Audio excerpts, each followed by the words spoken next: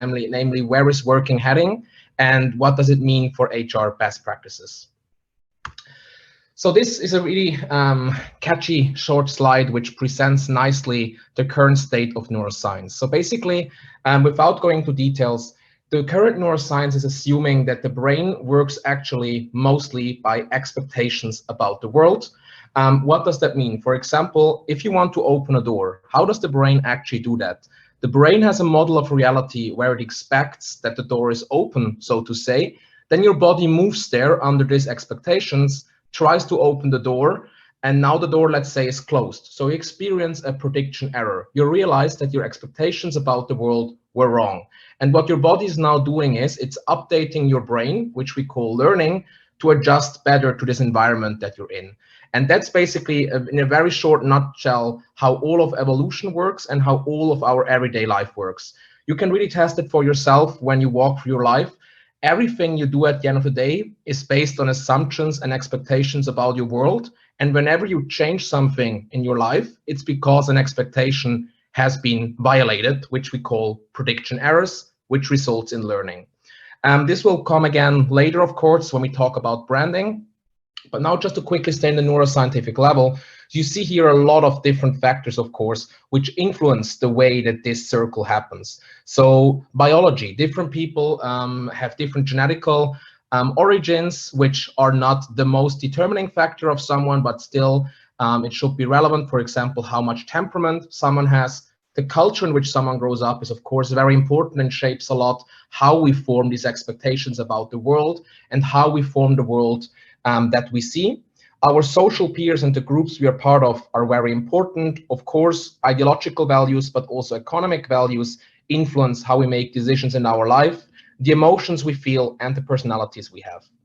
And this here is usually a 1-hour keynote that I'm giving, so don't worry, I'm not going to go into all of these. Today, I just want to talk about personality, because I believe for the HR perspective and for a branding perspective, this is the most important factor.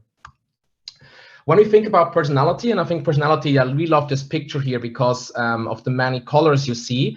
I think that's really reflective of how human beings are. Human beings are very complex in their emotions, in how they feel about the world. And still, and they're changing a lot, right? People change a lot throughout their life. But still, if you meet a person on 2 different days, some things about them stay the same. And that's what we call personality. So personality is just the consistency behind thinking, feeling, motivation, and behavior that we see about a person.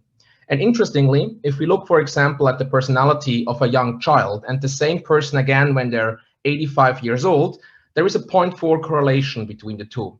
So that means there is still a lot of space, of course, for people to change from when they are a child to when they are a bit older. But of course, what we see here also is that there's some things that stay with us for our whole lifetime. And it's very important for us to respect that not everyone can be changed to the same degree and not everyone is the same. But there are significant differences between people. What psychological research has found is that actually the best way of describing 2 different people and how they are different are these big 5 factors, as they call them. So if you have 2 people and you want to explain how they are different, these are the best 5 factors that psychology found to describe their differences. And these were also proven by neuroscientific studies.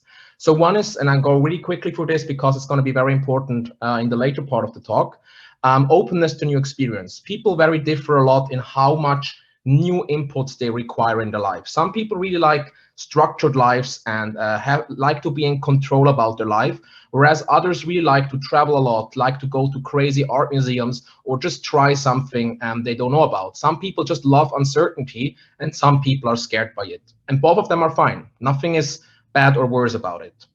Conscientiousness is the degree to which someone is disciplined and structured. So how able is someone to like take care of their home, for example, or how ambitious is someone in having a great career? And of course, when we think about the job world, such factors are very important because maybe if it's a job that requires working very hard hours or very disciplined work, you probably want someone with a high degree of conscientiousness. Whereas when you're thinking about a very creative job, maybe someone with a high degree of openness is more like what you're looking for. And it's actually also the other way around. So studies show that people actually become the happiest in their jobs if they actually match their personality to the role they're in. So someone who's a very creative person will probably not become happy if they have a very structured, repetitive data work, whereas for other people who really appreciate this kind of analytical work, they can become very, very fulfilled in their roles. Another important factor, which we should never forget, is that some people are more extrovert and some people are more introvert, which means some people thrive more when they are around other people, and some people enjoy it more to be by themselves. So, for example, at Google now we have a lot of attempts that, despite the work from home situation, we really offer a lot of interactive seminars and meetings. But I think here it's also important to respect that some people really need this exchange and seeing people every day, and some people just are really okay with being alone for some time and doing their own thing, right? And so it's very important that if you think about HR not just about a hiring tool, but also as a people development tool, that we are really, really cautious that not one solution works for everyone. So having a lot of social events works for some people, but maybe other people prefer listening to a podcast or something of the sort. Maybe some people like to have their video cameras off when they attend a team meeting and so forth. And really understanding that this is not being rude, but being a different type of personality can help us and make our employees happy. Another important factor is agreeableness. It's the degree to which someone goes along with a group. So the degree to which someone is more of a lone wolf versus someone who really likes groups. And neuroticism is like the degree in which someone is emotionally stable. So if someone has, like, on many days more like the same emotions and is more like emotionally balanced, or if someone has a lot of different emotions and also reacts better maybe to like very emotional talks. So it's also important if you, for example, have leadership talks and manager talks with your employees to really understand if they feel better if you can talk about emotions or about facts, for example. Just please keep this in mind. This was basically all of the psychology talk, but it's going to really, I think, help us further down the line.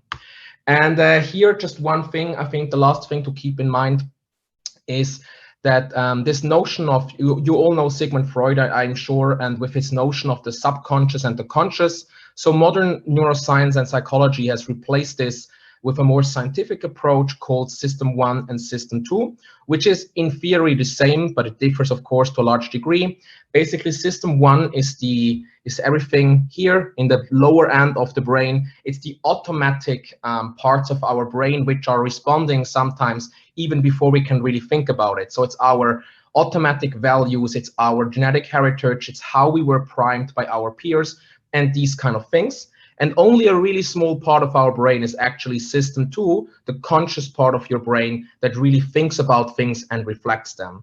And really, really respecting this, that we ourselves, to a large degree, function on some form of automatic thinking and are not really reflecting our decisions, really also helps us to avoid mistakes in hiring, being biased in hiring, being biased in how we treat people in our company, or also being biased in how we want to build up our brand. Because if we're all like similar people in the same team with a similar personality, we will all agree with each other that a certain strategy is the right one. But maybe we are overlooking a large part of the population who have a different type of personality structure and who will not react positively to what we think is a great idea. And that exactly brings in the importance of like having a diverse team with people of diverse backgrounds, diverse origins, diverse experience, who really, really are able to cover the full funnel of experiences and worldviews there are. And yeah, in a team of people with different worldviews, you can make sure to cover a better portion of the world than if you're just all like-minded. That was it for psychology. And now, of course, psychology is always with us, but now let's go more directly into the art of hiring and retaining great talent. So I think the first thing here, what we should not be doing, is what you see here on the right. Everyone looking the same, very strict business dress, and you're just saying, yeah, we are hiring, come and work here because you need us, right? So what's definitely going to shift in the future is a focus away from the companies as being like, you need us, come work here, and being more of a game where companies really have to actively chase down great talents, which has become known in the literature as the so-called war for talent. One very important thing, if we relate it back to the prediction error theory I told you about, is that the power of branding is not enough anymore, right? You need to also live up to your name. So, and that sounds very trivial, but if you think about generational differences, Generation X, for example, they had like one job, they kept it for their whole life in average, and they were really trying to climb up the career ladder, right? Whereas, and this is very, by the way, this is very important to keep in mind, that if you hire someone of this age, you can be sure that you have someone very loyal in your company who will really do a lot for your company. So ageism is also a big problem, I would say, in modern HR that should be eradicated, because it's also important to be diverse in age groups to really cover the full potential of a team. But going back to this, modern generations, or like younger generations, they are really gonna expect that you keep what you promised them. So if your brand stands for something and they find out that you cannot live up to what you claim, they will experience a prediction error. And a prediction error will mean they have to drastically change their worldview. And this is not just like some theory, this is really how the brain is working, right? So the brain will update negatively about your brand and have a negative association. So it's very important to do branding and to show cool pictures of what you're doing at your workplace, but it's much more important to keep what you promise, because hurt expectations are the #1 reason why people disrespect a brand and leave a company. The only reason why people usually leave companies is because you cause prediction errors for them. You don't fulfill their expectations. As I said before about the biases, it's very important to be careful of biases in hiring. You could miss out on a lot of talents because of them. And I don't even talk about horrible things like racism or sexism here. I'm really talking about innocent biases, something like anchoring, that we are comparing information in our brain to the most recent information that we have. So if you're interviewing 2 candidates, you will judge the second candidate based on your experience with the first one. And that maybe gives you a very wrong picture of the second person, because the first person was really good at talking, the second one is not. You will compare them to that person and think, okay, this person is not suited. But if you would really give the person a chance to look at them as an individual, you would see that they have really strong skills that are exactly what you need in your team, but you overlook them because of these biases. And that's why it's also very important to always reflect on ourselves, how we are doing HR, and also to make sure, and how we are doing our branding, and also to make sure and understand how to objectify and standardize processes, because the less we standardize, the bigger is the chance for biases to sneak in. That's exactly ties into my next point, right? Respect generational and demographic differences. So don't just treat everyone the same, depending on their age group, depending on their gender, on their ethnical background. There might be different discussions you need to have. You cannot just have a one-fits-all solution, but you need to really take your employees seriously in order to make them happy, because what you want is to hire great people, but even what you want more is to make them stay, because hiring someone is a lot of work, it costs a lot, and it's a very tiring process. So it's very important to make sure you retain people.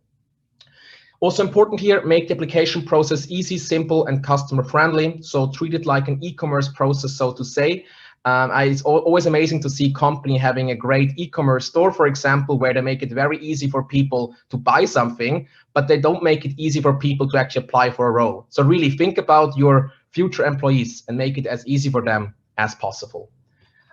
Given the time, I will hurry up a bit. But yeah, gamification, I'm sure you're all aware that this is a very important part of the new working as well.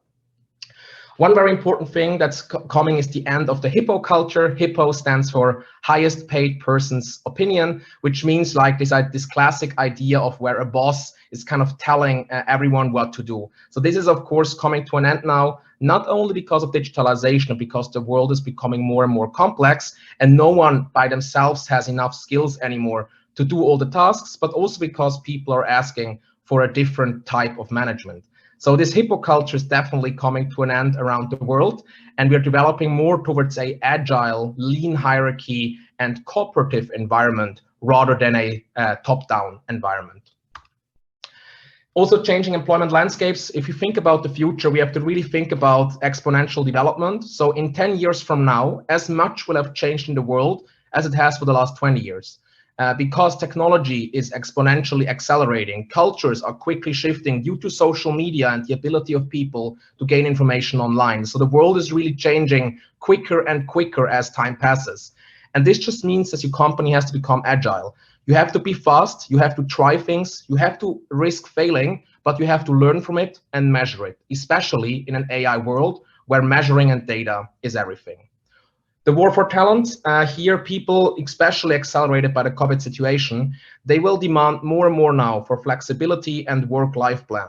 As you see in the picture below, why not? Why should someone not be allowed to work wherever they want as long as they can get the job done?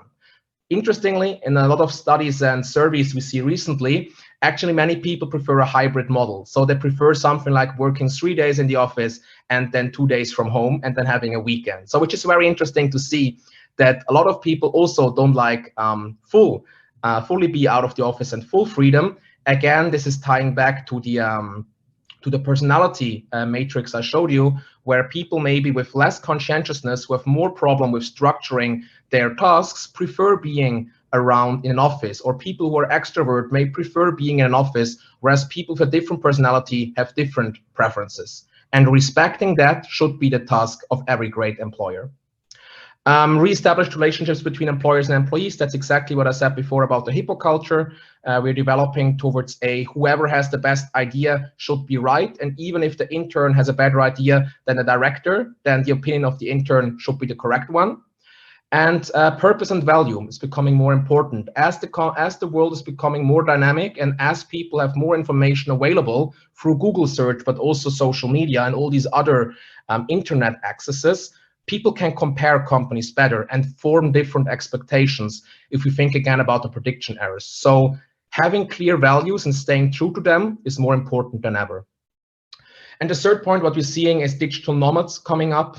So people who might just work 1 week in Spain and the next week in France, all from the home office. Of course, again, this work style depends on the personality structure of a person.